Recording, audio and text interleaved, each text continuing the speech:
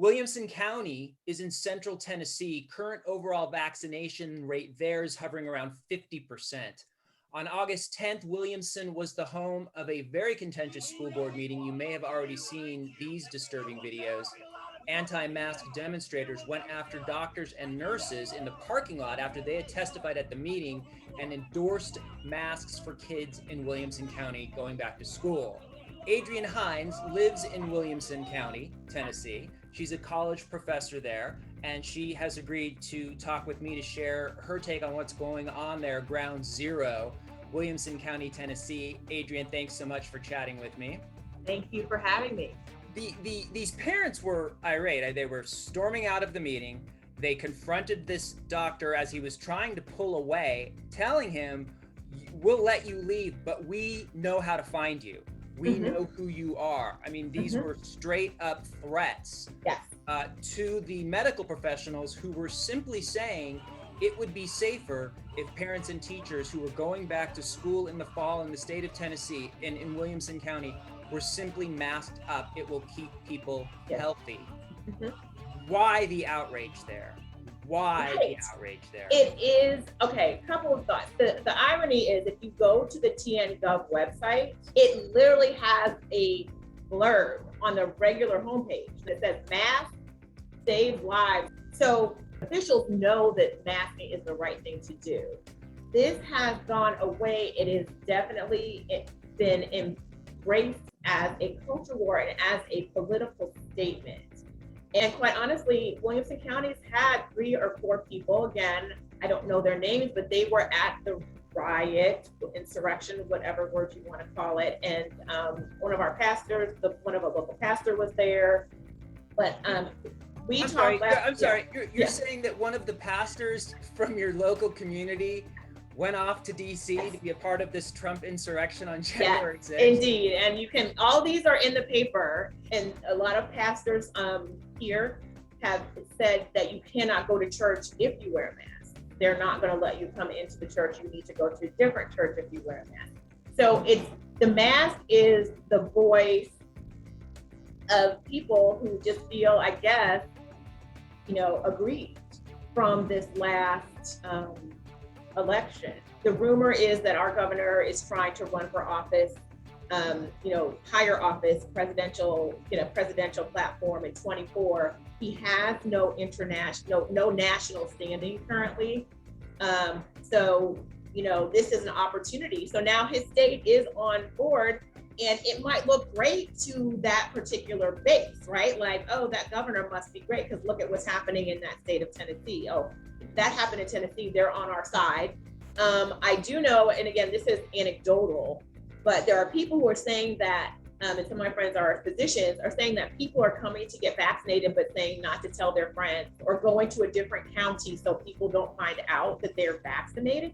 I mean, this is the kind of nonsense, but that is all political. There's not even anything else happening. There's no other reason for that except to show some type of tribal loyalty to a particular individual.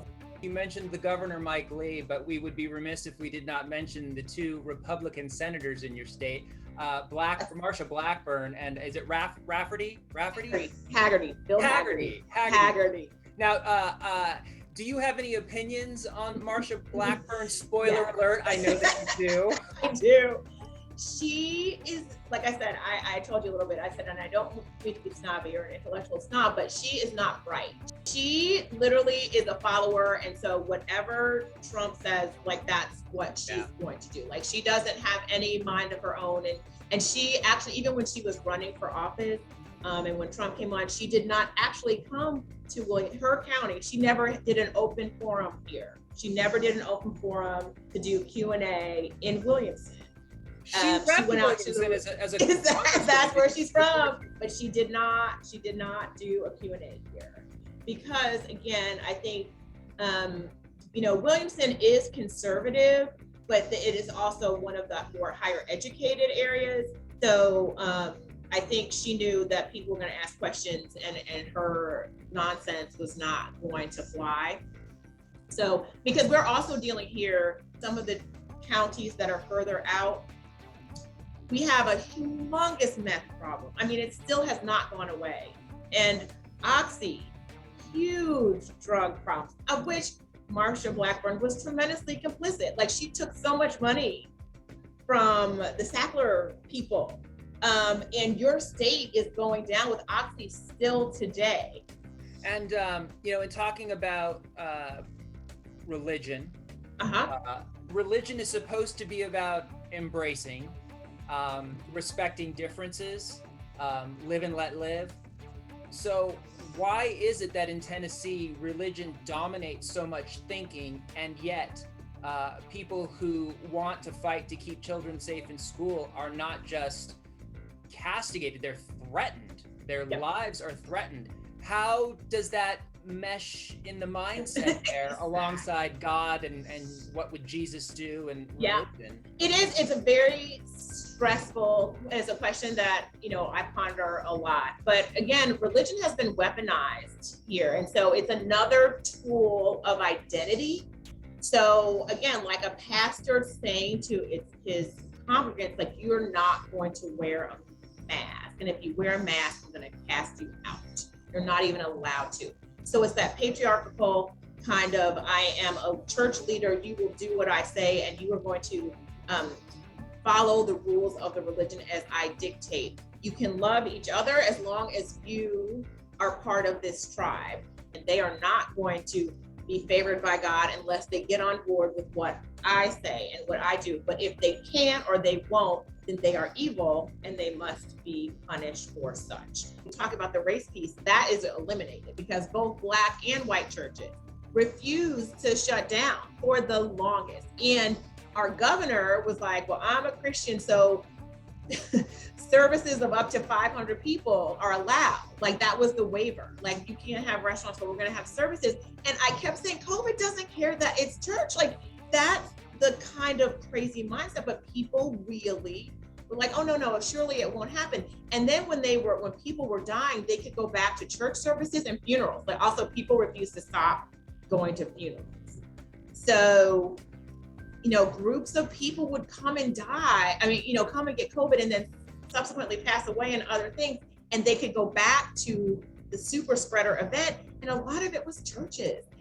On a larger scale, for any Democrat from California like I am, or Oregon, or Connecticut, looking at candidates that pop up in Tennessee, you can't be a progressive, bisexual. No. I mean, if you're going to be a Democrat, the only way you're going to win in Tennessee is if you're about as moderate and as line as can be. And a lot of progressives don't want that kind of candidate. But that's how you win a seat as a Democrat in Tennessee. Exactly. So, the AOCs and all that, they need to be a voice out there. But at the end of the day, you just can't do it. If you're going to run in Tennessee, you better be somebody who can walk into church and get people to listen. You can't get people in churches in Tennessee to listen. Exactly. That's the strategy, is to go get those bishops and all those people.